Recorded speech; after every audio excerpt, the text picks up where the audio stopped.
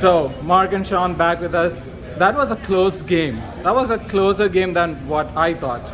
It was very exciting, and you're right, it was closer. I originally predicted 3-0 to the Arsenal. Well, there were 3 goals, but they weren't all scored by Arsenal. I mean, in the grand scheme of things, especially like with Liverpool winning, Chelsea and United winning, this is a good win. We had to win. We had to keep pace. If we want to get into the Champions League, these are games we have to dig out a win from being behind. And we did, to score 2 goals. It was funny because I actually said Gabriel would score from a corner, and he did. So, you did. No, very pleased with the result. Hoping that Spurs lose tomorrow. But on that topic though, right? Like about not just about the points, you know, coming back to win from a game where we were like trailing behind for during the second half. This is new, as in last year we were not doing this. No, we have a backbone now.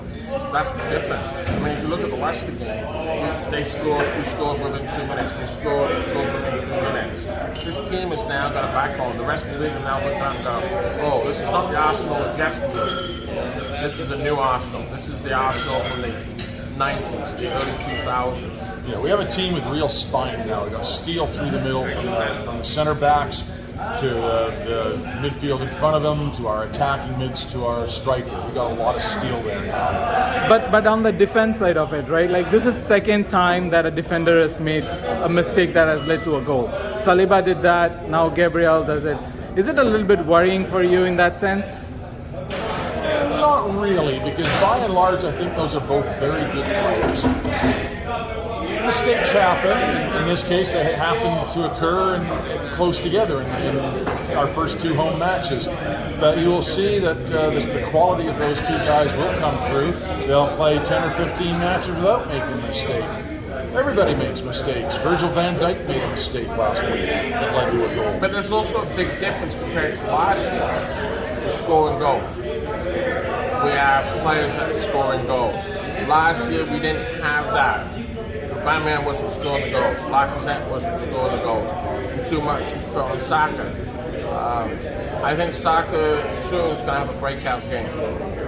But that's also like one of my questions, right? Like Saka has been really quiet this season. Till now, he has not done anything, as in not just goals, assists from that numbers point of view, but from a gameplay point of view, he's not that same exciting player that he was last season. I slightly disagree with that because he's got 3 players on him. Yeah, every time he gets the ball, there's 2 or 3 players on him, and he does have a goal this year, and he does have an assist this year. And he opens up room for the other players. Yeah. If there's going to be 2 players on Saka, that means somebody else is unmarked. But also this game, we had like a couple of last-minute players missing. Like Partey was not there, Zinchenko was not there. Did that cost like?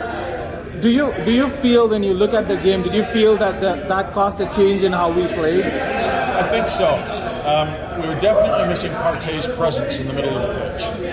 Elneny, I thought, had a good game, but he doesn't bring the same zing that Partey brings. Partey just lifts the team, and Elneny is just steady Eddie. He doesn't do anything wrong, but he doesn't really bring a whole lot of new level excitement either. My man of the match, and I wish we'd sold him next week, was Leno. We should have said, no, we're not selling you him until after the Fulham match. Yeah. If it wasn't for Leno, that could have been 5 or 6 to 1. We could have been out of sight at half time.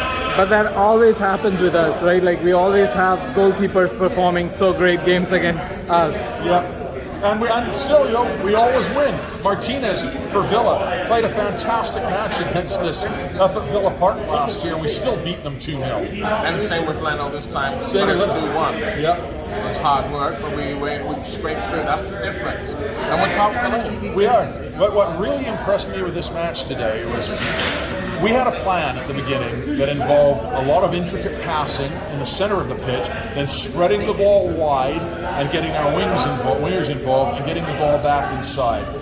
And to their credit, Fulham defended that beautifully. Absolutely nothing in our plan worked today.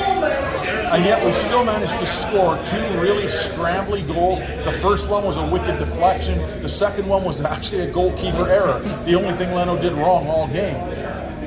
But that's what impresses me so much about the team now is we have the capability to do that. When the plan's not working, we still find a way to dig in and get the goals that we need. And the difference is we now have a number 10 that's scoring goals as well. Absolutely. So And assists, goals and assists. Yeah. So the next game is like a really quick turnaround. I think we are playing Aston Villa next. Yes, Villa at home. Yeah, so we've been having this 1 week preparation time. Now we are gonna have the shorter week. Is that? But this is the first time this year when it's like week after week after week that happens. Yes, okay. But this is the first time. The team is well rested. We might see a couple more changes depending on how fit Zinchenko and Partey are. I wouldn't be really sad if we gave them an extra day's rest and kept them fit for United away the next weekend. That's the important. That's the important. That's going to be our first big challenge of the year is United away. And hopefully they'll be as crap as they've been every game this season, except for the match against Liverpool. Yes.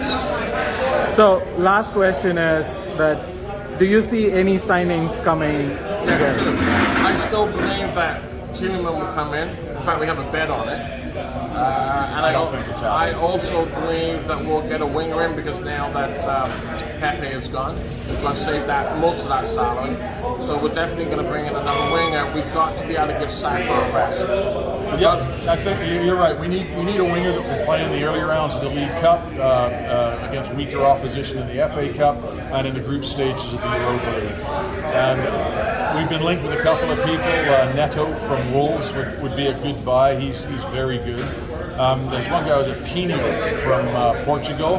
He's only 19. I don't see him stepping into the team this year, but I could see us going out and getting him, although not at the price they're asking, and doing what we're doing with Marquinhos, stashing him in the U23s for 1 year, and then letting him fight for a position next year. But it's also Diaby. There is also Moussa Diaby. If we could get Moussa Diaby, he'd be hellishly expensive. I think they want 65 million for him, and they're likely to get close to that. He would be a magnificent signing. He's a world beater. Yeah, you get Tielemans for 25, Diaby for 60. This team would send a loud message. This team's The going league would be somewhere. scared. I'm not so hot on Tielemans anymore, though. I mean, he's barely played this year. When he has played, like when he played against us, he was awful. You should rewatch the Chelsea game that happened today because he gave away a penalty, but it proved like there was an offside in the build-up to that penalty. Oh, really? So he got away with that. Yeah. But I also say it this way: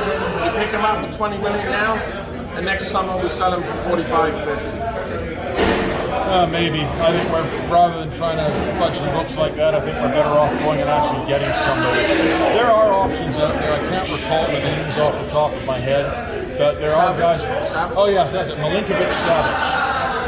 He's a far better player than Tielemans, and he's 4 years younger. And he's also a real number 6. Yes, no, Tielemans is 27. No. No, yeah, Savage is 27. Really? Yeah, Tielemans is 25. No, Tielemans is not 25. Oh, he is. He's 25, 26. 25. Well, I Savage is 2 stand years old. corrected then. At any rate, Milinkovic-Savic is a far better player. He's more expensive, but we bring him in. He is direct competition for Partey. He is a destroyer, number 6. Yeah, more backbone. Yeah, that's what we need. Tielemans, he's more of a number 8 than a number 6, and we've got enough number 8s. So after this game, still confident that we'll be making top 4? I think top 3 is a minimum. Yeah. And with the way that we're still 7 points ahead of Liverpool, it's early doors yet, and we know how good Liverpool are, but there's a chance we could catch Liverpool for second. Nobody's catching City. I'm not going to be greedy. I would settle for Arsenal finishing 5th if we won the League Cup, the FA Cup, and the Europa League. That's a tall ask to win all 3 cups, but Yeah. It's been done once. Liverpool, 2001. Yeah, we're not going to do that. We're going to finish 3rd and win all 3 cups. awesome. Thank you so much, guys. Take All right, care. take care. See ya.